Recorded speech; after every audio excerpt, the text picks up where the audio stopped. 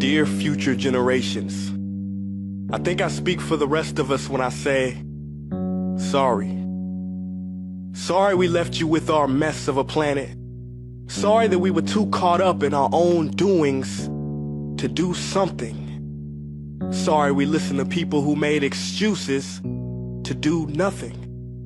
I hope you forgive us. We just didn't realize how special the earth was. Like a marriage gone wrong, we didn't know what we had until it was gone. For example, I'm guessing you probably know it as the Amazon desert, right? Well, believe it or not, it was once called the Amazon rainforest, and there were billions of trees there, all of them gorgeous, and... Oh, you don't know much about trees, do you? Well, let me tell you, trees are amazing. I mean, we literally breathe the air they are creating. They clean up our pollution, our carbon. They store and purify water, give us medicine that cures our diseases, food that feeds us, which is why I'm so sorry to tell you that we burn them down. Cut them down with brutal machines, horrific, at a rate of 40 football fields every minute. That's 50% of all the trees in the world gone in the last 100 years. Why? For this.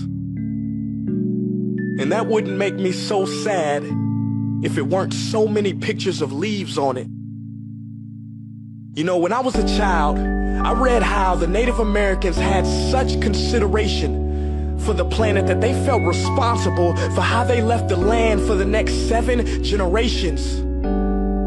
Which brings me great sorrow, because most of us today don't even care about tomorrow. So I'm sorry. I'm sorry that we put profit above people, greed above need, the rule of gold above the golden rule. I'm sorry we use nature as a credit card with no spending limit, overdrafting animals to extinction, stealing your chance to ever see their uniqueness or become friends with them. Sorry we poison the ocean so much that you can't even swim in them. But most of all, I'm sorry about our mindset, 'cause we had the nerve to call this destruction progress. Hey Fox News, if you don't think climate change is a threat, I dare you to interview the thousands of homeless people in Bangladesh. See, while you were in your penthouse nestled, their homes were literally washed away beneath their feet due to rising sea levels.